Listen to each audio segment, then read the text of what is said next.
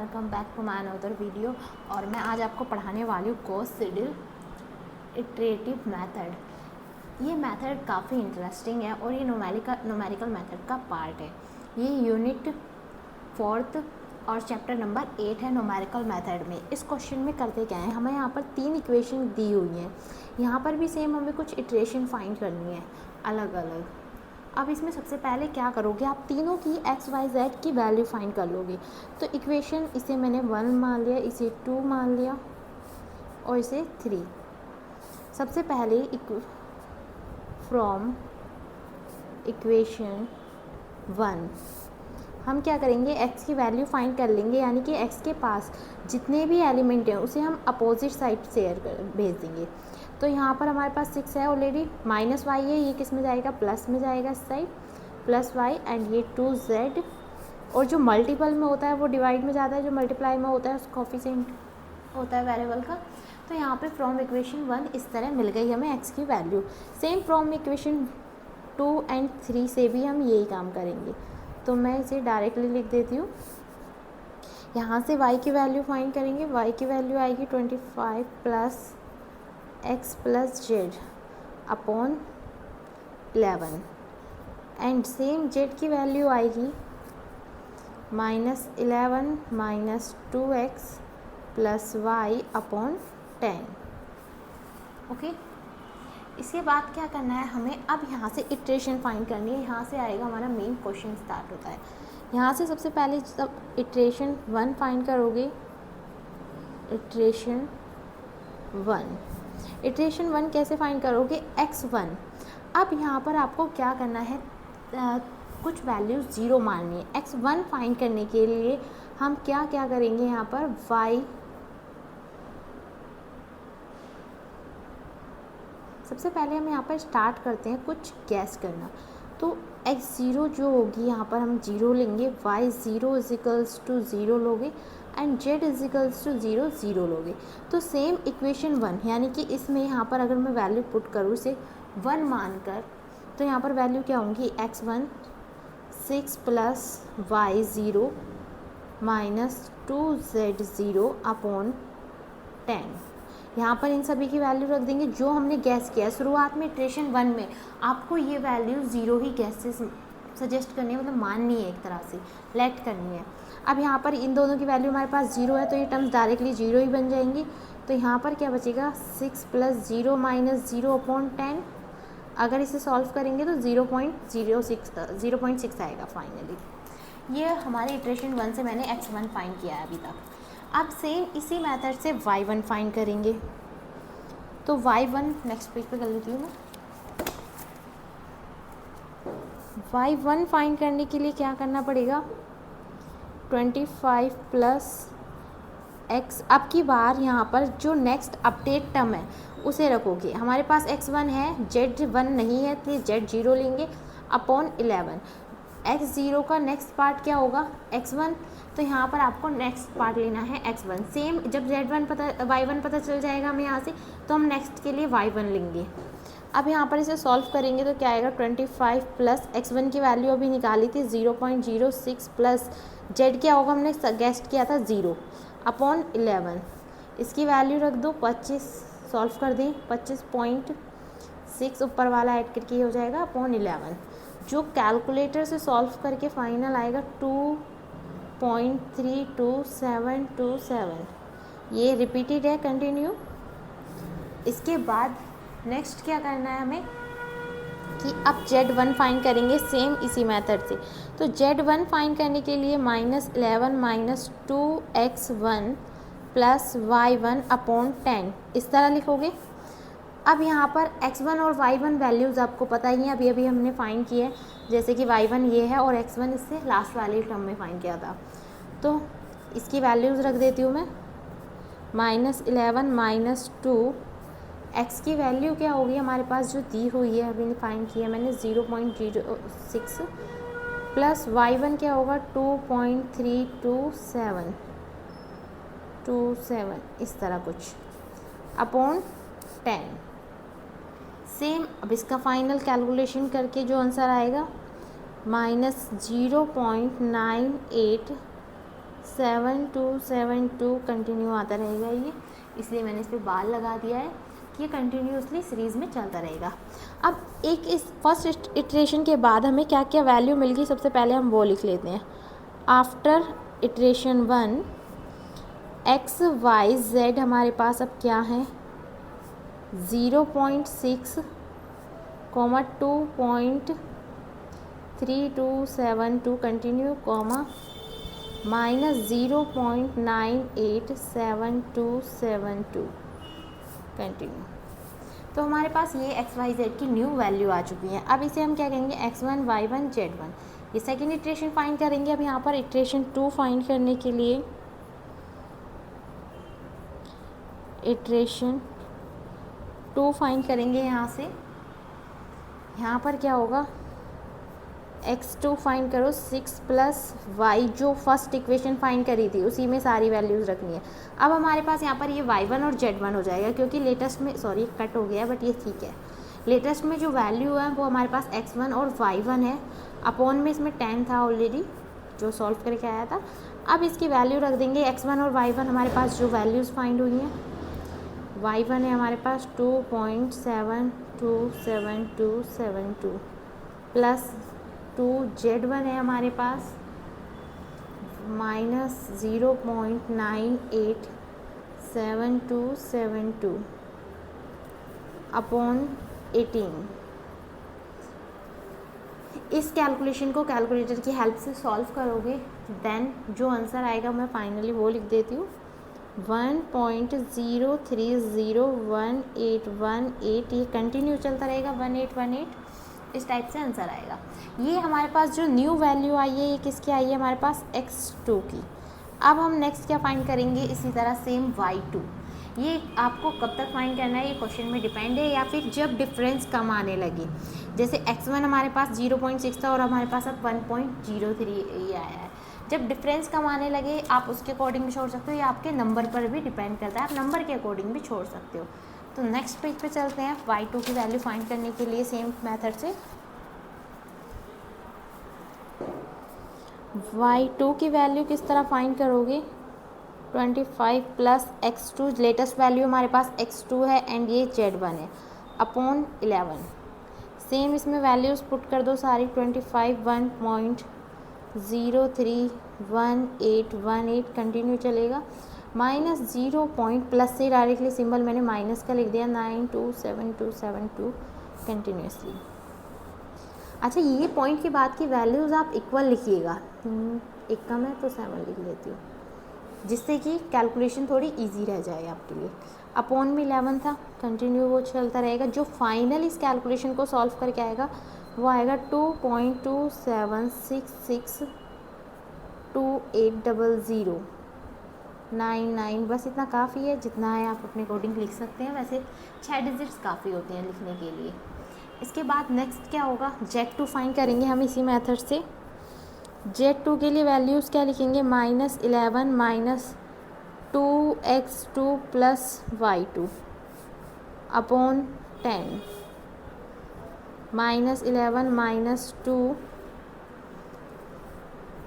1.03011818 plus 2.276628 upon 10, इस तरह। अब ये हमारे पास ये जो सॉल्व करके फाइनली आएगा z2 -1.07837335 समथिंग कुछ ऐसा आएगा। अब आफ्टर मुझे z2 की वैल्यू पता चल गई है फाइनली। ये हमारे पास y2 की वैल्यू पता चल गई थी। इसी तरह सेम इसी तरह आप क्या करोगे, नेक्स्ट वैल्यू निकालोगे। अभी क्योंकि सिर्फ इटरेशन 2 तक फाइंड किया है। अगर आपका ये क्वेश्चन 3 या 2 नंबर में आता है, 3 नंबर में आता है, तो आप इटरेशन 2 फाइंड करके छोड़ सकते हैं। बट अगर आपका ये 5 या 15 नंबर में आता है तो आपको 5 या 3 इटरेशन तक कंपलसरी सॉल्व करना चाहिए, बाकी आपकी चॉइस है। इटरेशन 3 फाइंड करेंगे। इटरेशन 3 में हमारे पास यहाँ पर हो जाएगा x3 और यहाँ पर लिखेंगे हम 6 + y2 - 2z2। ओह मैंने स्क्वायर कर दिया, स्क्वायर नहीं है ये अपॉन में। इसके बाद नेक्स्ट 10 तो 6 अब हमारे पास y2 की वैल्यू ये रही जो दी हुई है, फाइंड होके भी मिली है। 6 प्लस 2.27628 माइनस 2 माइनस 1.07837 अपॉन 10। इसी टोटल को सॉल्व करोगे तो फाइनल जो आंसर आएगा आपका 1.0433338। ये x3 फाइंड हुआ है। इसी तरह हम अब y3 फाइंड करेंगे। y3 का आंसर में नेक्स्ट टर्म में सॉल्व करके बताते कैसे होगा। y3 के लिए हम लास्ट टर्म क्या सेलेक्ट करेंगे अब, y3 is equal to 25 plus x3 plus z2 upon 11। यहाँ पर लास्ट वैल्यू हमारे पास लेटेस्ट x3 थी और ये z2 है, तो इस तरह फाइंड करोगे। x3 की वैल्यू यहाँ पर रखेंगे, z2 की वैल्यू रखेंगे, जो कि हमने अभी थोड़ी देर पहले फाइंड की है। तो 25 प्लस x3 की जो वैल्यू है 1.04338 है, प्लस z2 की वैल्यू क्या है 1.07। ये टर्म माइनस की है वैसे, चलो मैं माइनस में लिख देती हूँ, 8374 अपॉन 11। सेम आगे से कैलकुलेट करके जो फाइनल सॉल्व करोगे तो आएगा 2.69543। इसके बाद हम इस तरह ही z3 की वैल्यू फाइंड करेंगे। ये y3 की वैल्यू थी, z3 की वैल्यू के लिए -11 minus 2x3 plus z2 upon 10। इसमें वैल्यूज रख देंगे x3 और z2 की। तो -11 माइनस 2x3 क्या होगा 1.0433338 प्लस 2.26955 अपॉन 10। अब आपको इसके आगे कैसे सॉल्व करना है, इसकी कैलकुलेशन करनी है। जैसे कैलकुलेटर की हेल्प से -1.0817133, ये हमारा फाइंड होके आया है z3। ये z3 की वैल्यू आई है यहाँ पर फाइंड होकर। तो ये हमारा फाइनल आंसर है जो हमारे पास z3 y3 आया है। अगर आप इसके आगे सॉल्व करना चाहो तो इसके आगे भी सॉल्व कर सकते हो, अदरवाइज़ यहाँ पर फाइनल एग्जीक्यूट करते हैं, फाइनल एग्जिट करते हैं after iteration 3 x y z। जो हमें फाइनली मिले हैं वो क्या मिले हैं 1.0433338, 2.26955, -1.08172। तो जो अब आप इसे मैच करके देख लीजिएगा, सॉल्व कर रहे होंगे तब आप इसको, और इटरेशन 4 को भी आप फाइंड करेंगे तो उसके भी आंसर मुझे आप कमेंट करके पूछ सकते हैं।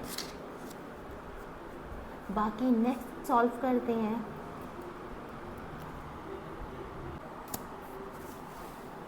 ये गॉस सीडल मेथड का ही सेकंड क्वेश्चन है, जिसमें 3 इक्वेशन हमें सेम दी हुई हैं। तो स्टेप 1 हमें क्या करना है, सबसे पहले x y z की वैल्यू फाइंड कर लेंगे।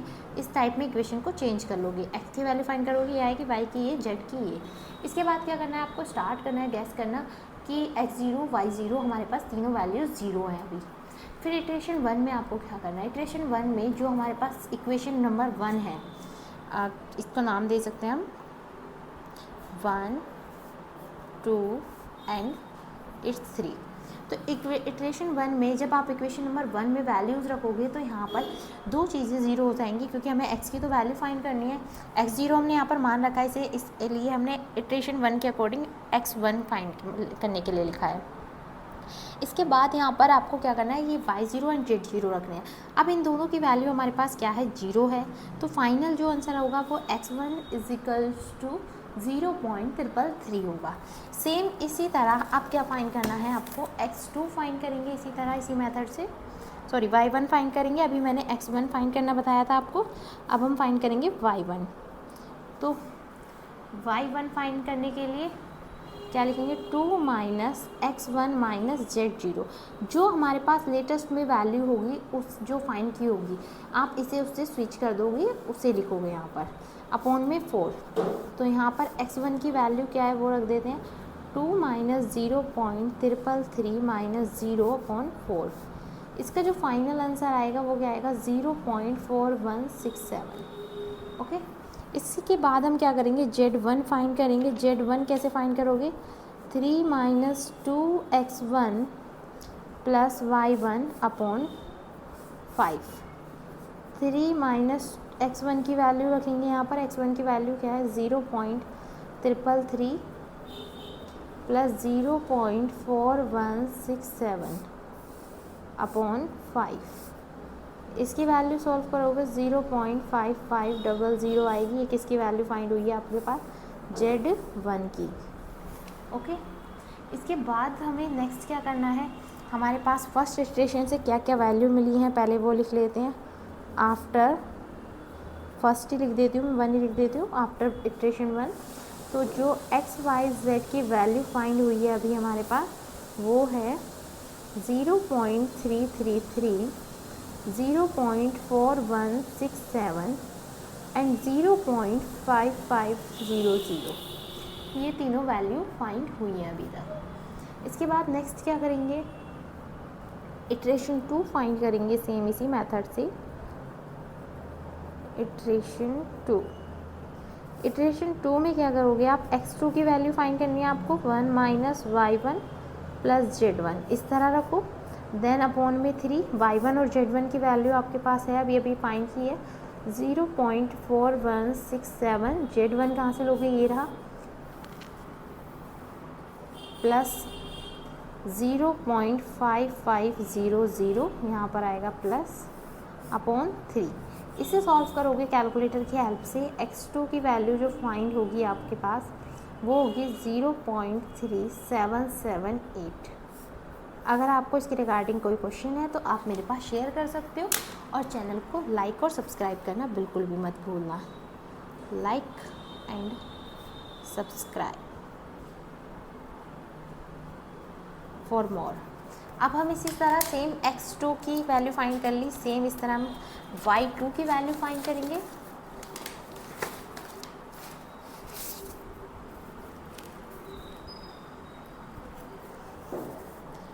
y2 की वैल्यू किस तरह फाइंड करोगे, 2 minus x2 minus z1 upon 4।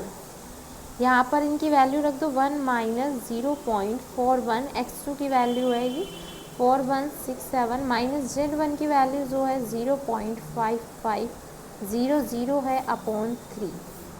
अब इसके बाद क्या करना है, इसे सॉल्व करोगे कैलकुलेटर की हेल्प से, 1133 अपॉन 3, जो फाइनल आएगा वो आएगा 0.3778।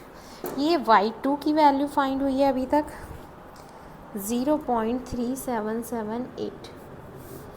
इसी तरह सेम z2 की वैल्यू फाइंड करेंगे। अब नेक्स्ट z2 की वैल्यू फाइंड करने के लिए 3 minus 2x2 plus y2 upon में 5। हमारे पास इनकी वैल्यू क्या है, 3 माइनस 2x2 की वैल्यू जो है हमारे पास वो है 0.3778 एंड y2 की वैल्यू जो है माइनस में है, इसलिए ये डायरेक्टली मैंने साइन को माइनस कर दिया है, तो 5500 अपॉन 5 क्या है हमारे पास, सेम ही है, ये तो कोई वैल्यू नहीं है, सॉरी ये तो डायरेक्टली वैल्यू है, इसकी तो कोई वैल्यू नहीं है। अब इसे कैलकुलेटर की हेल्प से कैलकुलेट कर लेना, तो 05025 ये आएगा z2 आपका फाइंड होके फाइनल। इसके बाद सेम इसी तरह क्या फाइंड करेंगे अब हम, y3। वैसे उससे पहले हम लिख लेते हैं आफ्टर इटरेशन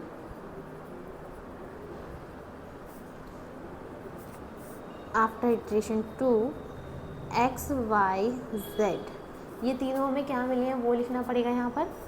तो ये तीनों हमें मिले हैं 0.3778, 0.2681 0.5025।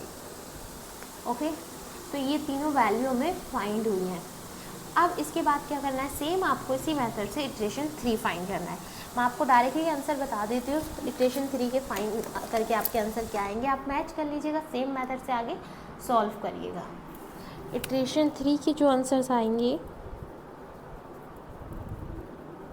ये आपका होमवर्क है फाइंड करने के लिए।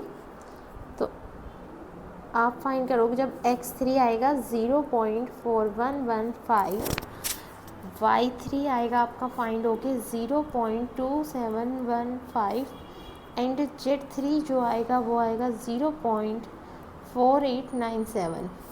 इटरेशन 4 सॉल्व करोगे तो वो क्या आएगा आपका, इटरेशन 4 x4 आएगा फाइंड होकर 0.4061,